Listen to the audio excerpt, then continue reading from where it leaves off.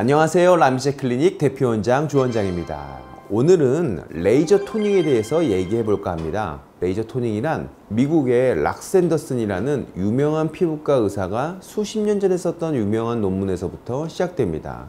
쉽게 말씀드려서 어떤 특정 펄스 길이의 낮은 특정 에너지에서는 멜라닌 세포의 DNA가 닫히지 않으면서 멜라닌 단백질만 깰 수 있다는 것을 알아낸 것이 이 논문의 핵심입니다. 예를 든다면 전자레인지에 사과를 넣어놓고 전자레인지의 특정 파워 값을 특정 짧은 시간 동안 작동시켰더니 사과는 그대로 있고 사과 씨만 깨져서 가루가 되어버린다는 것을 알아낸 것입니다. 이런 낮은 에너지의 매우 짧은 펄스 길이로 시술하는 것을 레이저 토닝이라고 부릅니다. 첫 번째 핵심 내용은 레이저 토닝을 10회 정도는 받아야 하는 이유입니다.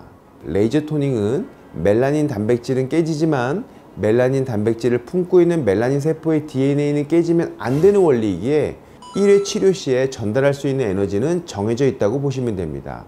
절대 과유불급의 시술을 하면 안 되는 것입니다. 그래서 시술을 1, 2주 간격으로 10회 정도 반복해야 목표한 결과에 어느 정도 도달하게 되는 것입니다. 때에 따라서는 고객분들께서 시술이 너무 안 아프다, 대충 시술해 준 것 같다 라고 오해하는 경우도 많습니다.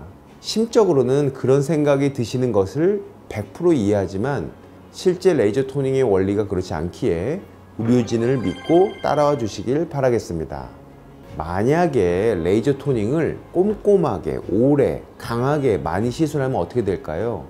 물론 고객분들께서는 역시 이 원장님은 꼼꼼하게 잘 시술해 주는 사람이야 라고 느낄 수 있겠지만은 멜라닌 세포 입장에서는 멜라닌 DNA가 깨지게 되면서 저색소 침착의 부작용이 생길 수 있게 됩니다. 레이저 토닝을 받으셨던 분들 중에서 정말 흔하게 기미 사이사이에 백색 동그라미가 있으신 분들을 찾을 수 있습니다. 이런 백색 동그라미는 한번 생기면 잘 돌아오지 않는 경우가 많습니다. 과유불급이 되면 절대 안 되는 시술이며 완숙이 아닌 반숙 계란을 만드는 느낌으로 시술해야 합니다. 어느 정도 시술이 과유불급이 아닌 반숙 계란 시술인지는 원장님의 노하우에 해당되는 분야라서 환자 개개인별, 기미 모양별, 기미 시술한 후 반응별로 그 기준이 다르다는 점도 기억해 두시면 시술 받으실 때 도움이 되실 겁니다.